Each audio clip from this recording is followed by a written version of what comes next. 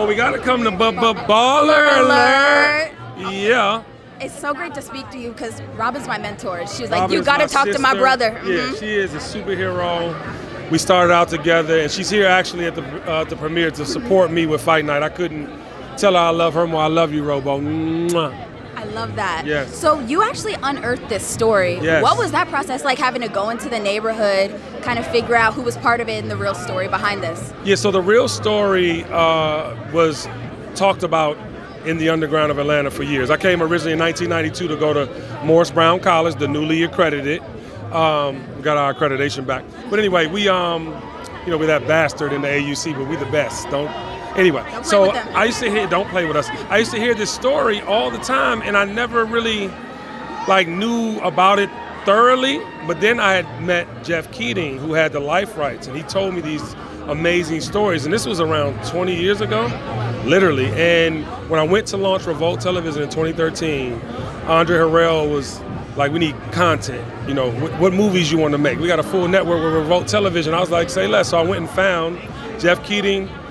We didn't end up doing it there, and God is the greatest. He led me to Will Packer, and the rest is literally history. We had a feature film at Universal first, got shelved because of Kevin Hart and Chadwick Boseman having Uptown Saturday Night was loosely based on Fight Night, and then by the time we got shelved, their thing went away. We did the podcast that celebrated the 50th anniversary of the actual heist, and I got everybody excited again. So we are here, the biggest, black, most beautiful, senior, OG cast, but also the youngins, the young superheroes, Melvin Gregg, Chloe Bailey, Lori Harvey, Miles Bullock, Sinqua Wall, so many amazing people. Yes, it's such an incredible lineup. I was even watching the screeners. The series is phenomenal. No, it's so good. And it's a crime drama, not just a comedy. Yes. So what was that like, kind of developing the story with actors or producers that you also had in mind to bring this to life? I want to say this. Kevin Hart is about to get his acting flowers. Chicken Man, who he plays, ended up becoming a reverend. So when Jeff Keating and I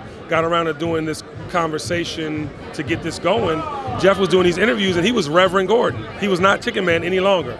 So Kevin Hart had to really evoke this character, become Chicken Man. So I'm so proud of him, and that's one of the major things I'm most proud about with this project. I love that. Yeah. And then our final question. Yeah. So oral history is a huge part of Black community, and this story was kind of a neighborhood legend. What's it like for you to see kind of these oral histories being changed, especially someone who used to be, a radio personality in the audio world? I think it's important to humanize our stories.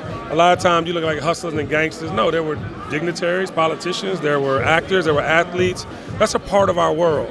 It's what you do with the opportunities. And those guys were coming to Atlanta to be businessmen. Frank Moten almost had Hartsfield International Airport. That's crazy. Imagine if that was named after a gangster. You know what I'm talking about? So, yeah. But it's not about what you do to get in the game all the time. It's how you carry forward and perfect the game in your favor. So right, and clear the path for others to come along, which is what you do. Amen. So we appreciate you so much.